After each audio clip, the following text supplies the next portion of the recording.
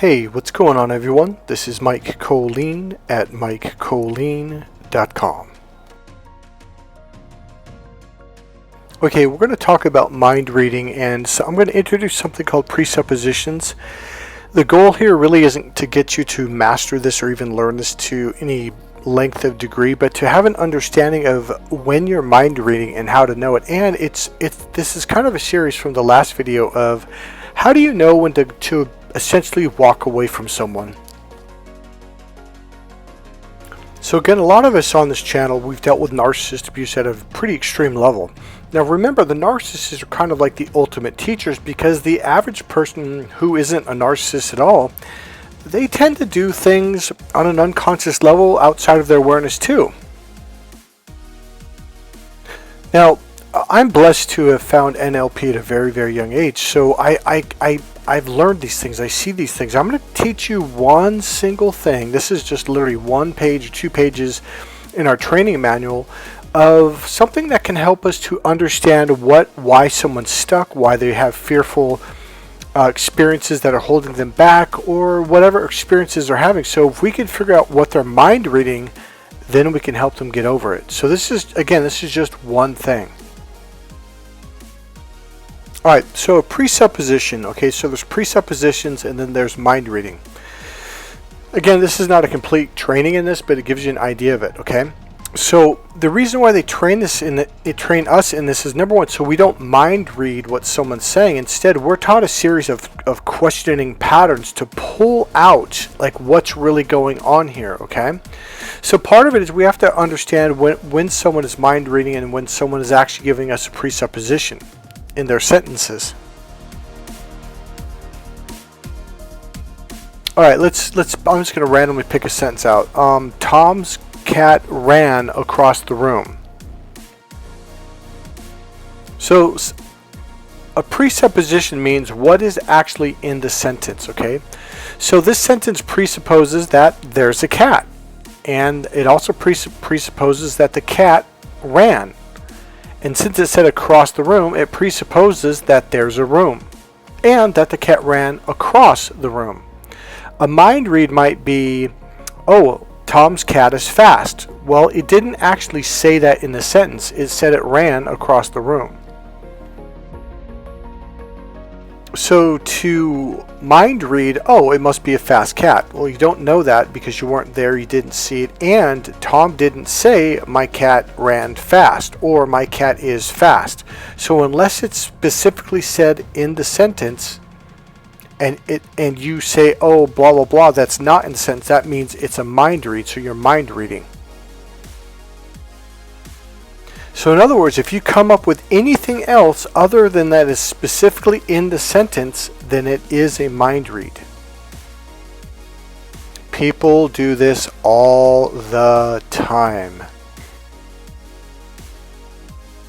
And it causes a lot of problems.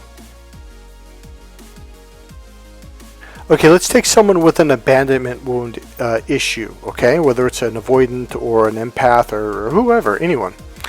So if you have this issue, keyword issue, inside, you will view anytime someone leaves you or doesn't show up or breaks up with you, you will filter that and view that through the filter of, oh, abandonment, and then also that abandonment wound issue will get triggered. And you'll go around thinking, oh, everybody abandons me, even if they don't. Okay, I got one. Okay. So when I was younger, up until I started going to therapy and NLP and stuff, because this was one of the things that came up, I think it was during an NLP session or a therapy session, was I used to think that whenever a girl smiled at me, it means she was going to hurt me. Okay, it was to the point where I was at the mall with my friends. I think I was about 10th grade probably. And probably summer after or before 10th grade, which was, man, that was the best times of my life back then. I was in California. I'm still in California, but just great. Napa Valley. It was beautiful. So we're at the mall with my best friend's mom and his sister, who was an Oakland Raiders cheerleader, which is really cool, by the way. We always went to the Oakland Raider games for years. All right, so here's the deal. So we were at the mall, Solano Mall, Fairfield, California, which is about half an hour from Napa, about half an hour from Sacramento, 40 minutes. And there was this really pretty girl, really, really pretty. She was about my age, probably in 10th grade too, I'm assuming, smiling at me. And she was with a friend. They're on the rail looking down at the first floor. And she looked over and she kept smiling and stuff. And Mrs. Pilling, Marlon's mom, goes, Mike, that girl likes you. Go over there and talk to her. And I looked at her and I said, no way. Now, in the past, okay, I was raised by a narcissistic mother who would literally smile at you right before she beat the shit out of you. So it was a kind of a connection there, okay? And my sisters were pretty mean too, and they had this evilish grin. So whenever a girl, even if they didn't do an evil grin, even if they just smiled, it came through my issue, my filter of, oh shit, something's about to go down. So to me, women smiling, females or girls smiling, meant pain was on its way. Oh, and by the way, I'm going to say guys, but this goes for guys and girls or men and women. If you have a hard time meeting the opposite sex, a hard time talking to them or keeping a relationship going or whatever, I promise you, there is some kind of issue going on that you're not conscious of. So Marlon's sister Jenna, she leans in, she goes, Michael, that girl's really cute. She really likes you. Go talk to her. And I'm like, no way. And she goes, why? I'm like, she's going to hurt me. So I'm kind of laughing throughout this whole thing. So Mrs. Pilling goes, no, she's not, Michael. And Jenna's like, Michael, she's a really sweet girl. Well, in my eyes, I wasn't seeing anything sweet. I was seeing vicious. But here's the deal. In reality, she wasn't vicious at all. That was just my filter. Now, this is just trying to help you understand how filters work. So let's say somebody mind reads, oh, you're a bad person, or, oh my God, did you hear so-and-so say such and such? It could be the most, okay, I got something. It could be the most positive thing in the world. Okay, I got it. I was actually telling this person who happened to be an avoidant. Now, avoidants, you got to be really careful with because they're really sensitive because they've been torn down, they've been shamed, humiliated, hurt, told they're nothing, just awful stuff. And you've really got to watch what you say around them. But there's kind of a point to where literally you don't even have to say anything wrong and they can twist. Now, it's not just avoidance, though. Now, narcissists do this way worse. And so do we. I'm trying to think of something that I did other than that girl thing that I used to do. Oh, I know what it was. Hold on. Let me think. I got an example. It's not a good one. Let me see if I can think of it. Okay, so let's go back to the avoidant, the girl. So I was telling her how much people love her. And I said, I don't think you see it. I go, people would love to help you. And I was going on and on, like, people love you. And I go, I don't think you really see it. She goes, no, I could tell they like. I go, no. I go, these people really care about you. These people would do anything for you. If they could help you, they would. So I was just trying to help her out. So, because a lot of people, even though help is available, they won't accept it because in their mind, oh, I'm unlikable. People don't like me. Or, in fact, I think what she said to me is like, well, why would they help me? She goes, I'm a human. And I was like, whoa, that's just like, well, what is that supposed to mean? So she had this belief that because she was a human, she was less than a pet, like a puppy or a dog or something. And that, well, of course they're going to take care of the puppy because it's cute and it's this and it's that. And I said, well, that's the same way they feel about you. And she goes, well, why would they feel that way about me? I'm a human. And I was like, oh my God, that it was like, I almost cried when I heard that. Now, this is how our trauma or issues or beliefs that we have act as filters. So I then said something like, oh, they would love to help you because blah, blah, blah, blah, blah, blah, blah, blah, A, B, C, D, E, F, G, H, I, J, K, L, M, N, O, P. And she goes, well, why would they think that about me? And I'm like, wait a minute. I go, what did you think that I just said? And she said something, but then she said what I said, but then she added a word in the middle of the sentence that changed the entire meaning of what I actually said. I go, no. I go, I didn't say that. She goes, yes, you did. I'm like, no, that's not what I said. And when I repeated it, she goes, you did. I go, I swear I didn't say that. Now, here's the deal. Now, I'm not mad at her. I'm not upset at all. If anything, I would love to help her like work through this because when you have beliefs about yourself, your unconscious mind plays these tricks on you. I don't want to say it plays tricks, but it becomes a filter. Well, I believe this about myself, and somebody says this, it goes through the filter, and the filter alters it and changes it, and now they're hearing something that you didn't say. That's what I'm talking about. Again, a good real life example is, okay, I've got 3 different sunglasses. One is really, really green, vibrant, deep, rich electric green. Another one is purple, and another one is red. So I usually have them put on the green glasses, and I will purposely make sure I have some red apples. I just bought them that day or the day before if a client's coming over. And I'll say, okay, put the glasses on, the green ones, and close your eyes. And I go, okay. So I hold up the apple about 2 feet or a foot away from them, and I go, what color is this apple? Now, it's a red apple, by the way. And they're looking through a green lens. So they'll look at it like, well, it's obvious, it's green. I'm like, no, look closer. Like, Mike, it's green. I'm like, and I'll go, take the glasses off. And they're like, oh my God, that's like a really red, deep, rich red green. I'm like, or sorry, not green, but red. I'm like, yeah, it's a very red apple. And I go, that's how filters work. I had a red apple. I showed it to you, but you thought it was green, and I bet you would have bet $100,000 on it because it really looked green because you were filtering it through the lens. The lens or the filter, which is the lens acts as a filter, by the way, in this case. The filter changes whatever it is that you hear or see.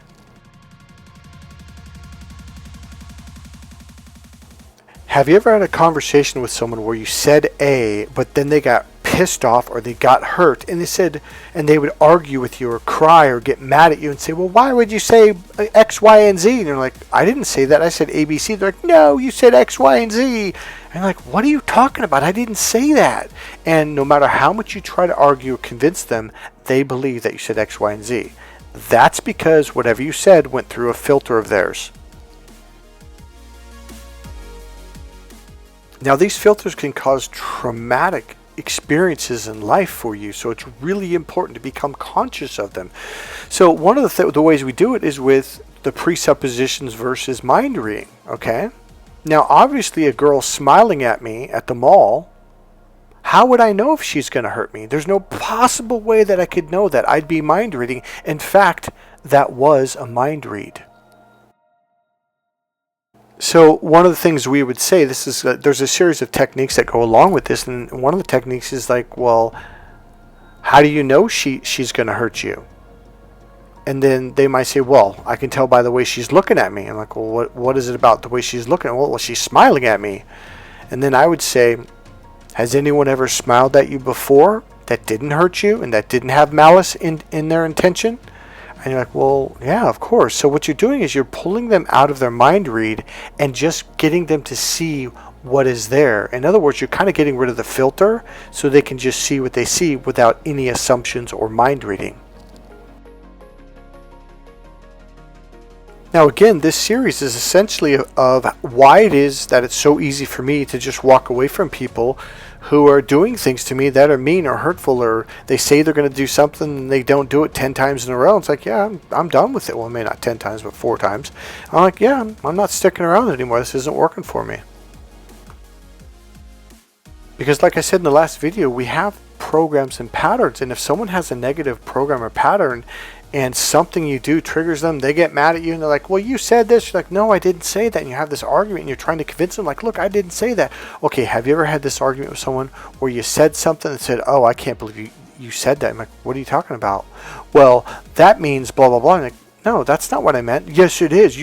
Or like, have you ever said like A, but then they said, well, you actually said B. And you're like, no, I didn't say B, I said A. And like, well, yeah, but you meant B. And you're like, no, I didn't mean B. If I meant B, I would have said B. Look, oh, I can tell by the way you said it that you meant B, and that's a really bad thing. And you're sitting there trying to defend yourself against this magic Wizard of Oz that puts, stuff into your words, and you sit there and try to defend yourself, right? Now, I went through this for many, many years dealing with narcissists and narcissist abuse because narcissists are the worst at it. Some of it is they legitimately have a lot of negative filters, a lot, because, they think people are trying to hurt them. They got this either or thinking, if you're successful, then they're not, and they got to beat you down. This whole filter thing going on. But then there are some times when legitimately they do it on purpose to screw with you. Like they know you didn't say something, but they're going to say that you did, and they're going to argue that. And when you start to argue and defend, they just laugh because they can see how much it's irritating you and frustrating you and pissing you off. So here's my point. Narcissists are like the worst of the worst when it comes to games. Period. End of sentence. They are just the worst when it comes to mind reading and filters and all this bullshit, okay? So they are like the grand teachers. That doesn't mean that you only look for red flags in narcissists, okay? If somebody is constantly mind reading, saying, well, you said A, and what that really means is this, and they'll say things like, oh, I just know that's what you meant. And the phrase I know is one of the ways how you know someone is mind reading. So if someone goes, oh, I can just tell, or I just know, like the phrase I know is a real indicator when someone's mind reading. Another one is, oh, I'm sure you are, or you probably are, okay? So those are some of the phrases that you hear from people, hear people say when they're mind reading. So if anyone's saying something that you didn't say, it may be a legit filter misunderstanding on their side of the fence, okay? So here is the challenge. So let's say you have a friend, and maybe they're a good person, maybe they have good intentions, but man, they got a lot of negative stuff going on, and no matter what you say, for in my last experience, this avoidant, she's a good person. She is a wonderful, wonderful, kind, gentle, just genuine, good person. The problem is, she's got some pretty harsh beliefs. The whole thing about avoidance, like love means vulnerability, and love means you're going to get hurt, and you got to close up, and just all the stuff they have. They got a lot of negative beliefs connected to wonderful things, so they run away from it, right? So these act as filters. So you do a really kind thing for them, and they're like, okay, so what does they want in return? Like, okay, that's another one. Have you ever heard someone do that? Or like, they kind of give you the side eye. Why are they doing this for me? Okay. Alright, so here's the point of this whole video is, a lot of you think, oh, well, it just applies to narcissists. No, it really doesn't. It could be someone that you really love, genuinely care about, and they are, on the inside, on a core level, they are a good person. They just were raised with a lot of mind reading, a lot of, well, this means that, when it doesn't mean that at all. Love does not mean that you're going to get hurt. Well, they equate that. They have this connection. Well, yeah, I'm opening up to this person. That means I'm vulnerable. That means I got to close up and run away before I get hurt. Now, it's not just avoidance. People like empaths, people who trusted someone who wasn't a good person because they couldn't read them well enough. They didn't know they were a narcissist. We've all been damaged in some way. Now, I happen to be healing. And even this thing, I'm actually going over this presupposition thing and mind reading thing like right now, tonight, and yesterday, and I'm sharpening the tool, okay? The thing is, I even catch myself mind reading sometimes, but I have the tool to go, okay, hold on. Did they actually specifically say that? No, they didn't. So then all I have to do is say, when you say this, A, B, and C, what does that mean to you? Because when you're having a conversation with someone, you want to know what it means to them, not what you assumed, not what you mind read or made up in your own head. That's the key. Now, here's the overall message of this entire video. If you're dealing with someone who constantly mind reads you, and you're like, hey, I didn't actually say that. In fact, that's another thing I say to people, like, hey, that's not what I said. And I'll say it with certainty and being, what do you call it? Not affirmative, but I can't think of the right word. But you say it kind of strong, like, hey, that's not what I said. So there's a whole technique behind that. One thing I'll do is, like, look, I said this over here, and I'll hold my hands together like I'm holding a basket or holding some eggs, and I'll have it right here. And then I'll say, this is what I said, and then I'll swing my hands all the way over here. You're trying to say that I'm saying this over here, and I'll, saying X over here, and I'll point over here about 4 feet over. I'm not saying that, and then I'll come back 4 feet over in front of me, and I'll say, I said this. That's actually a technique that I developed out of frustration one day, And I went, wow, that it actually worked for this person. And I noticed it works for 90% of the time with people. Like, oh, I thought you said this over here. Like, no, I didn't say that over there. So here's the deal. Some people's filters are so thick, even that doesn't work. A narcissist, they'll be doing it sometimes unconsciously. It is a filter, but sometimes they do it just to screw with you and just stress you out. So what I've learned is, like, look, if I'm with a person, even if they're not a narcissist, and they constantly like do something like change what I said or mind reading, oh, you're mean, or I can't believe you did that, I won't hang out with them anymore. If I'll try to explain it a couple times, if it doesn't work, then I'm not going to be around them, because I'm not here to change people. They need to do the work. So this video and the last video is really designed to show you, look, why is it so easy for me to walk away from people now without anger or hurt? Like I used to like really try to explain it. I would exhaust myself to death. Like, no, that's not what I meant. And now when I learned that narcissists, like, they're just grinning, just laughing at you, going, oh man, this guy's so stressed out. I'm just really pushing his buttons. Well, that's when I realized that. I was like, oh, so I stopped explaining. Another thing I realized, sometimes people have a negative filter that twists what you said from a red apple into a green apple. And you're like, look, I didn't say green, I said red. I'm like, no, it's green. I learned to walk away from those two people too, because it's even if they're not a narcissist, it's just a waste of energy. It's a waste of conversation, everything. Now, working with people, I began to realize here I am trained in this stuff. Like, I'm trained to help people make these shifts, right? If you're not trained in it, you're running up against a brick wall. And there are times when, like, if it's not a client of mine or a really close friend, I'm not going to put the effort into it. If they're putting more effort into saying they're right and I'm wrong, and they're not trying to look for agreement, it's like, yeah, I'm out of here. Because I understand they really, really believe what they think they heard, but it's not what I said. And if a little bit of effort and they're like not getting it, it's like there's no reason for me to waste my time or energy with this person. Now here's the thing, because I realize this is a pattern that they have. This is a mind read. A mind reading for most people is so unconscious, it's not even funny. They don't even know they're doing it. Some people will think the absolute worst of you because when they're a kid, and okay, here's one of the things that happens. Sometimes when we were younger or early in our life, something happens and it was a person that happened to have the same color hair, the same color eyes. Maybe there's one thing, like your nose looks like them, or you have their eyes that are shaped the way their eyes are with the same color. It could be one little thing, and in their mind, you get filtered through that person that hurt them when they were a kid or when they were 15 years old.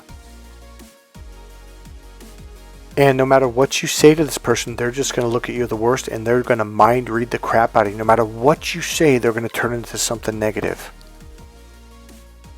So believe it or not, that was one of the things that I learned was like, yeah, there's your shoulders, the way you walk, it could be your voice. Something reminds them unconsciously, and all of a sudden, boom, that filter comes up. There's nothing I can do. I can't go to every grocery store, every coffee shop, every gas station and try to fix everyone's filters. It's just exhausting. It's not going to happen.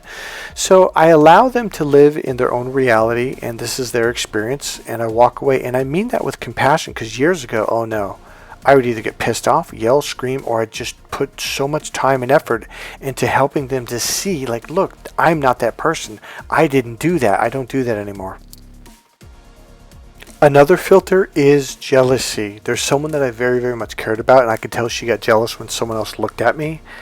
Now, I've been down this road before, and jealousy is not something that you can fix easily. This is probably a long-term thing, or you have to find out what caused this jealousy. So I've learned to walk away when I see that, because you get into a long-term relationship, and holy shit, it's going to be a nightmare. My point, I hope that by learning mind reading, filters, etc., that you can begin to walk away from people in peace without having any anger towards them, because they're not conscious of what's happening. In all sincerity, it really does lighten up your life. You really start to begin to enjoy life a lot better. And I'm not saying you're going to be perfect with it, but here's another thing. By learning what I just told you, you can start to catch yourself when you mind read people and you're getting all upset and go, wait a minute, okay, hold on. They didn't actually say that. It brings you a lot of peace in your life. Alright guys, that's it. If you like this video, please click subscribe, click that bell, go ahead and click the like button, go ahead and make a comment, and if you want, you can always make a donation. There's a PayPal button right there, or a PayPal link in the description box. And remember, you can buy one of my dating and relationship books. Alright guys, God bless you. I'll see you in the next video. Bye.